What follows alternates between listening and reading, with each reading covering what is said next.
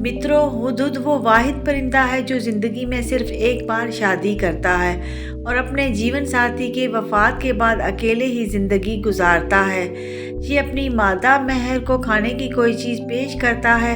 अगर वो उसे खा ले तो इसका मतलब है कि वो शादी के लिए राज़ी है। फिर नर उस मादा को अपने घोंसले की तरफ लेकर जाता है। घोंसला अक्सर औकात किसी दरख्त में सुराख करके बनाया होता है। अगर उसको पसंद आ जाए तो दोनों रिश्ता ज़वाज में मुंसलिक हो जाते हैं। मादा हमेशा हर मौसम में अमूमन 6 से 8 अंडे देती है और बच्चे पैदा होने के बाद बारी बारी खुराक का बंदोबस्त कर लेती है। अजीब बात यह है कि दोनों में से किसी को खुराक की चीज़ मिल जाए तो वो उसे अकेले नहीं खाते, बल्कि दोनों इकट्ठे होने के बाद ही उसे खा लेते हैं। हुदहुद की छठी हिस्स इतनी तेज़ होती है कि वो ज़मीन के ऊपर से ही पानी को महसूस कर लेता है। इसी वजह से हज़रत सलमान अलैहिस्सलाम उससे ज़ेरे ज़मीन पानी ढूंढने का काम लेते थे। हुदहुद हज़ारों मील का सफ़र बग़ैर रुके तय करने की ताकत रखता है। इसी वजह से हज़रत सुलेमान अलैहिस्सलाम ने इसे दूसरे मुल्क मलका बिल्कीस को ख़त लिखकर भेजा था।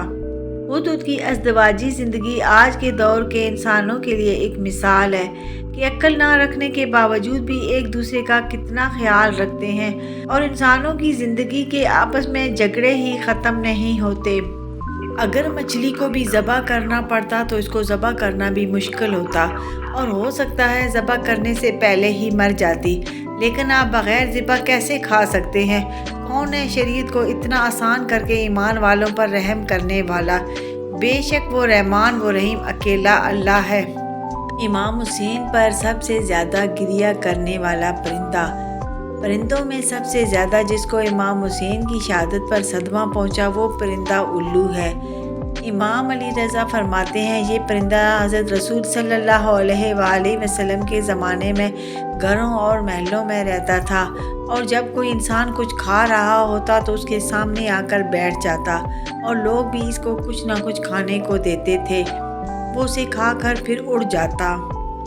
लेकिन जब इमाम हुसैन शहीद हुए तो उसने आबादियों को छोड़ दिया और वीराने पहाड़ों और सहराओं को बसा लिया और कहने लगा कि तुम बदतरीन कौम हो, क्योंकि तुमने अपने नबी सल्लल्लाहु अलैहि वसल्लम के फर्जंद को शहीद कर दिया। मुझे अब तुम पर भरोसा नहीं रहा। इमाम सादिक फरमाते हैं, उल्लू पूरे दिन रोज़ा रखता है और रात आने पर खुदा के रिज़्क़ से इफ्तार करता है। तीतर और मौला अली। इमाम मूसा काज़म ने फरमाया कि एक मरतबा हज के दौरान इमाम अली सफ़ा और मरवा के माबैन सही कर रहे थे कि एक तीतर ज़मीन पर चलता हुआ आपके सामने आकर रुक गया।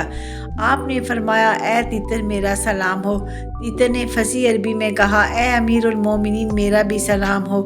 मौला अली ने पूछा, ए तीतर यहाँ क्या करता फिरता है? तीतर ने अर्ज़ की, क़िबला मैं तो इतने बरसों से यहाँ अल्लाह की तस्बीह व तक़दीस करने में मसरूफ़ हूँ। मौला अली ने पूछा कि इस वीराने में खाता पीता कहाँ से है? तीतर ने अर्ज़ की, क़िबला उस रिश्ते की कसम जो आप नबी कौनैन से है। जब भूख लगती है तो आपके मवालियों के लिए दुआ मांग लेता हूँ, सैर हो जाता हूँ, और जब प्यास लगती है तो आपके दुश्मनों पर तबर्रा कर लेता हूँ, सैराब हो जाता हूँ। दुनिया में अखरोट के लाखों दरख्त गुलहरियों की वजह से उगते हैं। वो इस तरह के गुलहरियाँ दरख्त से अखरोट तोड़ के ज़मीन में दबाती हैं और फिर भूल जाती हैं कि कहाँ दबाया था। नतीजा ये होता है कि फिर वहाँ से अखरोट का एक दरख्त उगता है जिससे ख़ुद गुलहरियों को बहुत फ़ायदा होता है। बिल्कुल इसी तरह किसी के साथ नेकी करके भूल जाना चाहिए, नतीजा खुद ब खुद ज़ाहिर हो जाएगा। एक तस्वीर 5 सबक। पहला सबक, हमेशा अपनी औकात में रहें। दूसरा सबक, दूसरों को फतह करते करते ख़ुद को ना गंवा बैठो। तीसरा सबक, हर मौका गनीमत नहीं होता। चौथा सबक, कुछ काम ज़ोर ज़बरदस्ती नहीं हिकमत से होते हैं। पाँचवा सबक, ख्वाबों के ताक़ब में कोशां रहो मगर पाँव ज़मीन पर रहें। जब साया कद से बड़ा और बातें औकात से बड़ी होने लग जाएं तो समझ जाएं कि सूरज गरूब होने वाला है। जानवरों के मुतल्लिक़ चंद ज़रूरी मसाइल। नंबर 1, परिंदे पालना शरन जायज़ है, उनकी खुराक का इंतज़ाम ज़रूर किया जाए। नंबर 2, पिंजरा कुशादा होना चाहिए और रिहाइश का इंतज़ाम बेहतर होना चाहिए। अगर बीमार हो जाए तो इलाज किया जाए। नंबर 3, घर या माल मवेशी की चौकीदारी के लिए कुत्ता पालना जायज़ है। नंबर 4, तमाम नुकसान पहुंचाने वाले जानवर जैसे सांप, बिच्छू वगैरह को मारना ज़रूरी है। نمبر 5، چوہے جو گھر کی چیزوں کو نقصان کریں ان کو مارنا جائز ہے۔ نمبر 6، بھیڑ اور مچھر وغیرہ کو مارنا بھی درست ہے۔ نمبر 7، اگر کتا باولا ہو جائے تو اسے مار دینا جائز ہے۔ نمبر 8، کھٹمل، پسو، جوئیں اور نقصان دہ حشرات الارض مارنا جائز ہے۔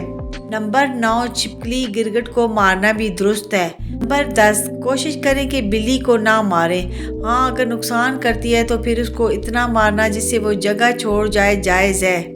اللہ تعالیٰ میں شریعت کے مطابق زندگی گزارنے کی توفیق نصیب فرمائے، آمین۔ یا اللہ میرے والدین کو صحت، زندگی اور تندرستی عطا فرما اور بڑھاپے میں ان کے لیے آسانیاں فرما دے، آمین ثم آمین۔ کروڑوں درود و سلام اس ذات پر جو وجہ کائنات ہے۔